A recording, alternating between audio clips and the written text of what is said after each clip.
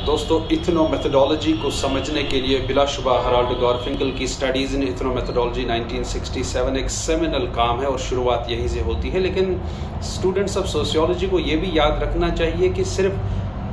गारफिंकल की ethno methodology ही सारी ethno methodology नहीं है, बल्कि मुख्तलिफ अवकात में ऐसे बहुत सारे लोग वजूद में आए और जिन्होंने गारफिंकल का क्रिटिक किया, जिन्होंने इथनो मेथडोलॉजी को फर्दर डेवलप किया और इंडेक्सकैलिटी पे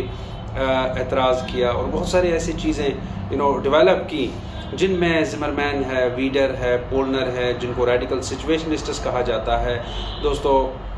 एक अहम नाम मुझे याद आ रहा है हार्वी सैक्स का, जिन्होंने इतने इन्फ्लुएंशियल इथनो मेथडोलॉजिस्ट थे और मिलकर काम किया उन्होंने हराल्ड गारफिंकल के साथ, जैसे एलन ब्लम है, पीटर मैकक है और ऑरन स्क्योरल हैं, जो डिस्टिंग्विश बाद में हुए और अपने काम को इथनो मेथडोलॉजी से अलग करके उसको कॉग्निटिव सोशियोलॉजी कहलाना पसंद करते हैं। तो देयरफॉर जब हम एक पर्सपेक्टिव की बात करते हैं तो सिर्फ एक मेन मुखिया की बात होती है और जो स्टूडेंट्स होते हैं वो बस एक थेरिस्ट को याद रखते हैं और चाहे फाउंडर को याद रखते हैं, चाहे टर्म को इनकार करने वाले को याद रखते हैं, लेकिन उससे पूरा पर्सपेक्टिव कवर नहीं होता, उसे पूरे पर्सपेक्टिव की हमें अंडरस्टैंडिंग नहीं मिलती। हमें हर एक पर्सपेक्टिव को लेकर